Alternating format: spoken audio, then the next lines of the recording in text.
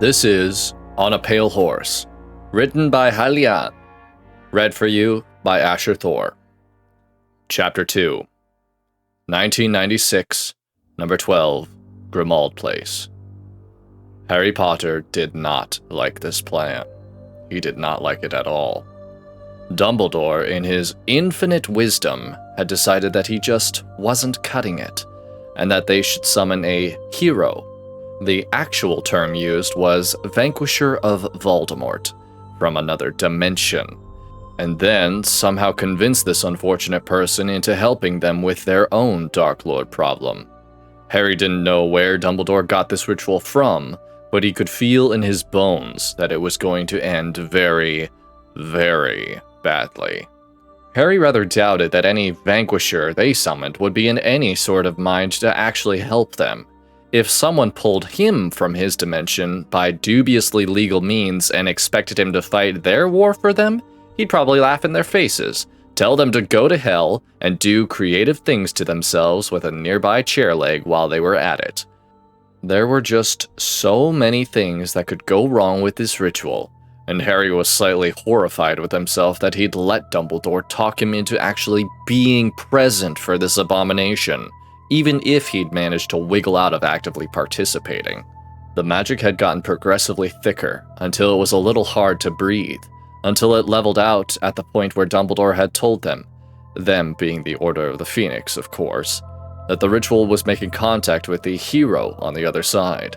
This was necessary because apparently the magic was supposed to implant a compulsion in the recipient to follow the pull back to this dimension, which Harry found rather sketchy. But he'd been outvoted on the matter, and encouraged by them to come along without fighting the ritual, which could damage all parties involved. What was not supposed to happen was the magic pull being pulled back. The whole room seemed to jerk in place, as if some sort of god had just gripped hold of reality and yanked on it. Everyone began talking over each other in shock and surprise, wondering what had just happened and if the ritual was working right. As the uneasy feeling in Harry grew, almost without thought, his green eyes met black as the only other protesting party met his gaze from across the room. Incredulously, Harry realized that only he and Snape seemed to have realized that the ritual worked just fine. It was just whatever they'd hooked on the end of their line was far, far bigger than they were. "Guys?" Harry ventured tentatively, going largely unheard in the chaos, but pressing on regardless. "This is a really bad idea." He was, of course, ignored. Dumbledore twinkled reassuringly at them all, raising his hands benevolently as a gesture for calm. "Please settle down, everyone. The ritual is working correctly. We simply miscalculated how much power it must take to cross dimensions in such a fashion." And as if to prove this statement, the magic in the air doubled itself as Dumbledore obviously pushed himself even further, which slightly impressed Harry, but he was far too horrified to honestly care about how much magic the old man was throwing around. Just as Harry thought the magic in the air would drown them all, it all seemed to be sucked into the middle of the room, just as the air ripped itself in half.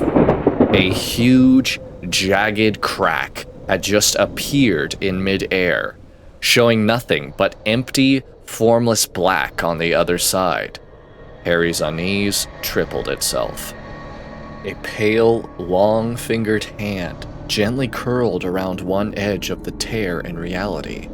A large silver ring set with a black stone adorning one bony finger as a booted leg stepped out of the rip and onto the wooden floor, which blackened and began to rot immediately.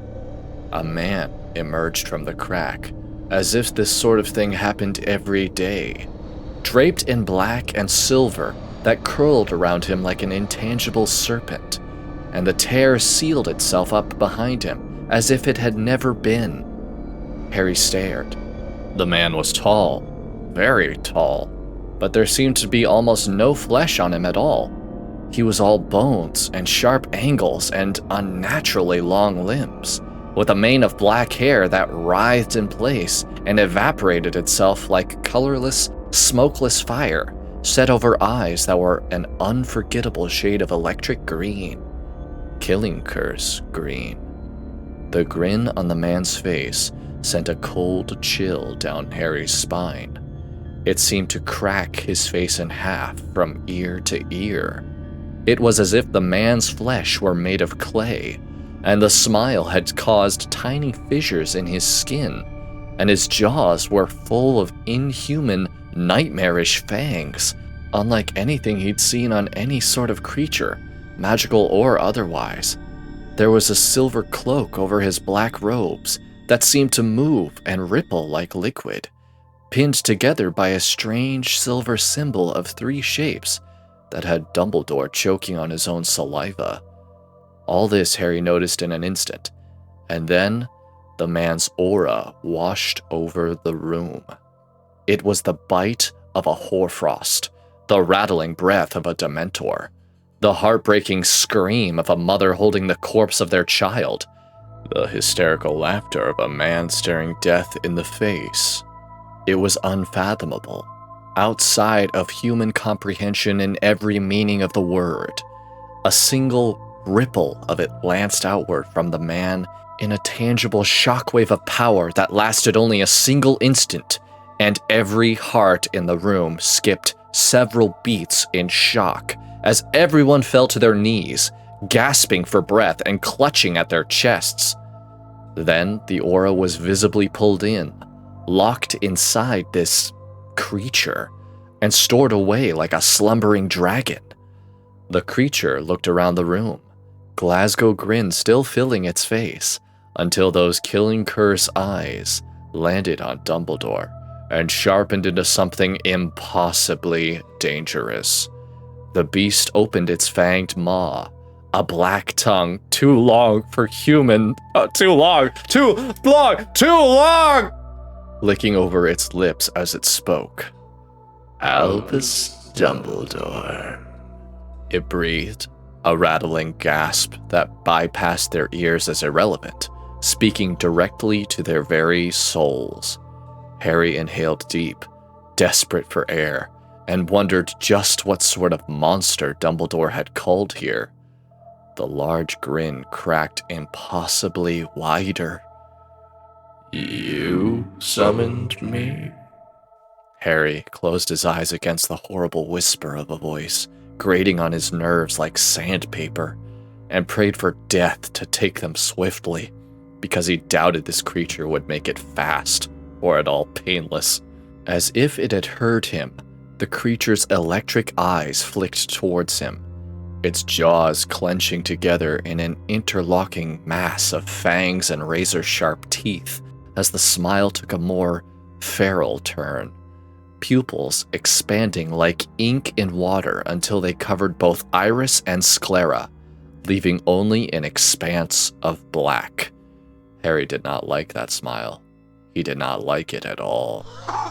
He liked the rasping, deep laugh that followed even less. To be continued. Please like and subscribe for more.